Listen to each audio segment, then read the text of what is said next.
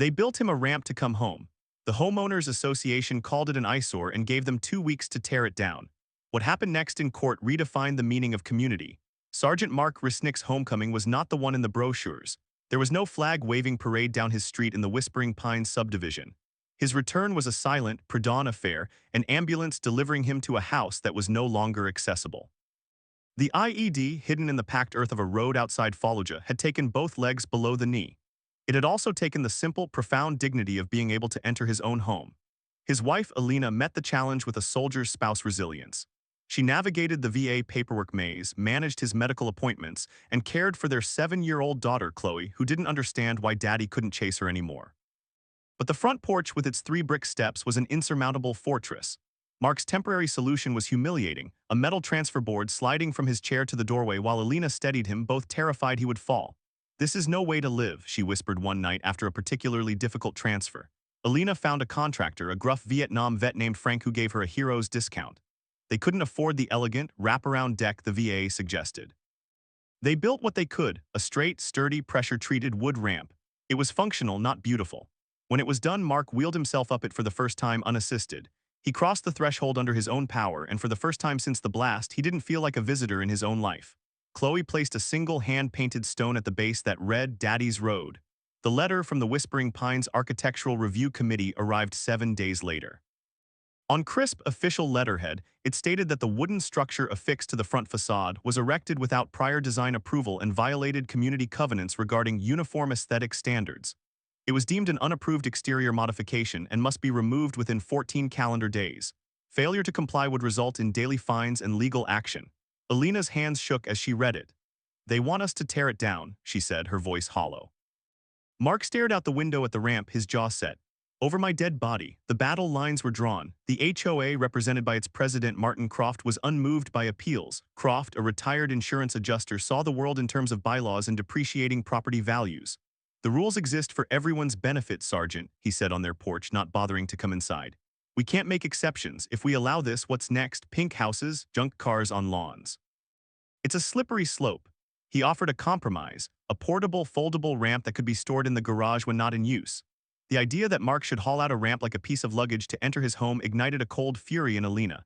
"His home is not a temporary location," she said, closing the door. The Resnicks refused. The fines began to accrue. Then came the formal lawsuit served by a process server, the Whispering Pines Homeowners Association versus Mark and Alina Resnick. The association sought a court order for the ramp's removal and reimbursement of over $15,000 in legal fees. The local news picked up the story. The community split. Some neighbors brought casseroles and signed a petition. Others, worried about their own home values, whispered that the ramp did look a little shabby and set a bad precedent. Mark, a man who faced enemy fire, found himself crumbling under the passive-aggressive comments and pitying stares at the neighborhood mailbox. Their lawyer, a young idealist named David Chen, who took the case pro bono, warned them. "HOAs have a lot of power and their covenants are often airtight. We'll argue reasonable accommodation under the Fair Housing Act, but it's an uphill fight. The judge will be key." The night before the hearing, Mark lay awake, the phantom pain in his missing limbs a constant, angry hum. He wasn't afraid of losing the ramp. He was terrified of losing the last shred of control he had over his environment.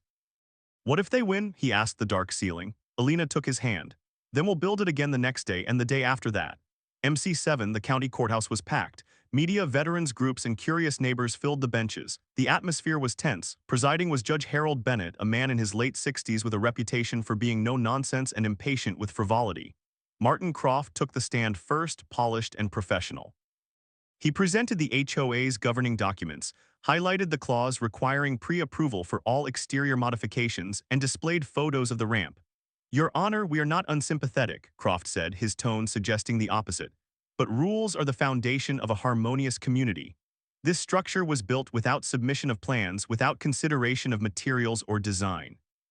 It is an eyesore that detrimentally impacts the visual harmony of Whispering Pines, and thus the property values of every homeowner. We gave them every opportunity to comply. They chose defiance." David Chen's cross-examination was gentle but pointed. "Mr. Croft, are there any other ramps or accessibility modifications in Whispering Pines?" "Not to my knowledge. And if a homeowner wanted to paint their door bright red without approval, would that be a similar violation?"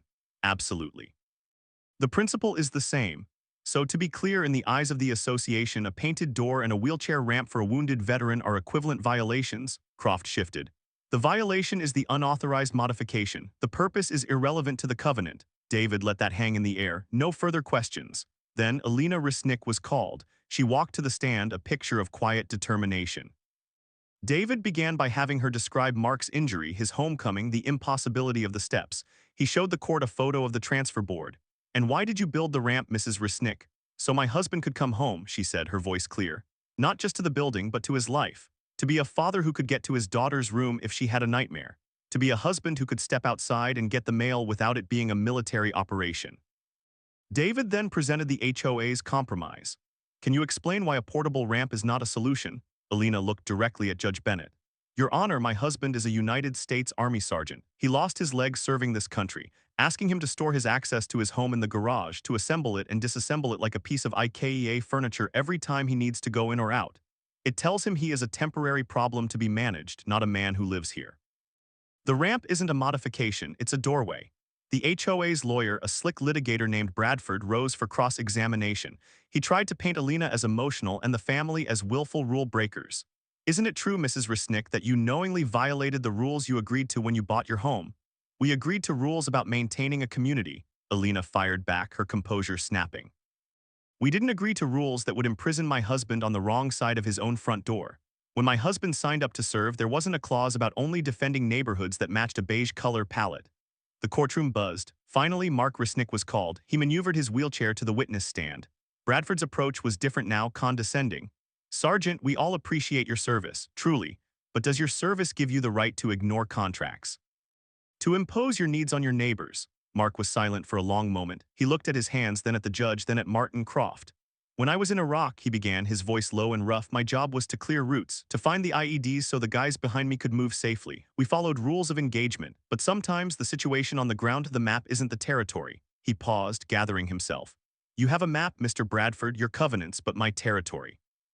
My territory is a porch I can't climb.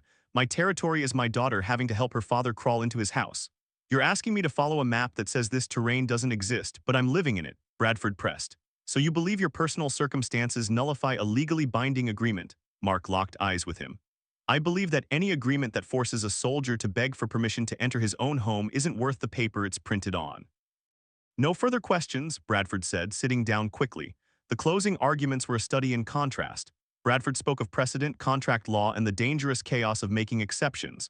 "If you rule for the defendants, Your Honor, you are not just allowing a ramp, you are dismantling the very concept of private community governance. Every HOA covenant in the state becomes suspect." David Chen stood simply. "Your Honor, this case isn't about wood and nails. It's about what we value. The plaintiffs are not asking for a swimming pool or a gazebo. They are asking for the fundamental human dignity of access. Sergeant Resnick fought for our community. The least his own community can do is not fight him for the right to be part of it." Judge Bennett had listened inscrutably throughout. He asked for a recess to review the documents. The wait was agonizing. Mark and Alina held hands, not speaking. Martin Croft confidently reviewed his notes. When Judge Bennett returned to the bench, the room fell silent. He put on his glasses, looked down at his notes, then removed them, choosing to speak directly. "Mr. Croft," he began, his voice gravelly, "you've given a masterclass in the letter of the law. You've quoted covenants, shown photos, and argued precedent, all very impressive." He leaned forward. "I grew up in a small town. My father was a WWII veteran. He came home with a limp and a cough from things he never talked about. In that town, if a veteran needed something, you didn't form a committee. You showed up with your tools, you fixed the roof, you built the ramp." He looked at Mark and Alina. "Somewhere along the way, we seem to have confused community with conformity. We've decided that looking the same is more important than doing right by each other." He turned his gaze back to the HOA table. "This ramp is not an eyesore. What's an eyesore is the fact that this lawsuit was ever filed. That a group of neighbors looked at a man who sacrificed his legs and saw a violation instead of a hero. That you saw a piece of wood as a threat to your property values, but not his inability to enter his home as a threat to his soul." Bradford stood. "Your Honor, with respect." "Sit down, counselor," Judge Bennett said, not raising his voice, but the command was absolute. "I have heard enough about your property values." He cleared his throat, his next words measured and final. "The Fair Housing Act requires reasonable accommodation for disabilities. To call the simple act of allowing a double amputee veteran to access his home an unreasonable accommodation is not only legally unsound, it is morally bankrupt. Therefore, the request of the Whispering Pines Homeowners Association is denied in its entirety. The ramp stays. Furthermore, the accrued fines are vacated." And as this court finds the HOA's action to be in bad faith and without merit, I am ordering the Whispering Pines Homeowners Association to pay the defendant's legal costs. He brought his gavel down. For a second there was silence. Then the courtroom erupted. Alina buried her face in her hands, sobbing in relief. Mark simply nodded, a single tear tracing a line through his stubble. Veterans in the audience stood and applauded. Martin Croft gathered his papers, his face ashen. Outside the courthouse in the blinding sun, Mark was surrounded by well-wishers and reporters. He held up a hand for quiet. "This wasn't about winning," he said, his voice strong now. "This was about my neighbors remembering that we're supposed to be a community. Maybe now we can start acting like one." The story didn't end there. The national spotlight forced the Whispering Pines HOA to overhaul its covenants, adding clear provisions for medical accessibility. Neighbors who had been silent organized a weekend work party. Frank the contractor came back, and together with volunteers they transformed the functional ramp. They added railings, planter boxes with flowers, and a small engraved plaque at the top. "Welcome home, Sergeant." The hand-painted stone from Chloe was set into the new wood.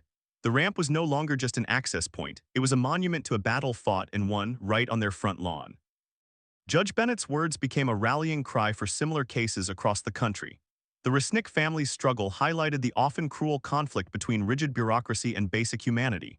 Mark became an advocate, speaking to other veterans and families facing similar battles with HOAs. He learned that his fight was bigger than one ramp. It was about changing a mindset. In the end, the most lasting victory wasn't legal.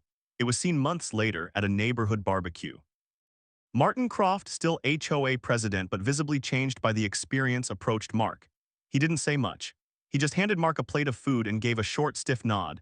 It wasn't friendship, but it was acknowledgement. And sometimes in a divided community, that's where rebuilding begins. If this story of standing up for what's right moved you, please like this video and subscribe to Unbound Stories SR for more powerful documentaries about courage, community, and justice. In the comments, tell us, do you think homeowners associations have too much power?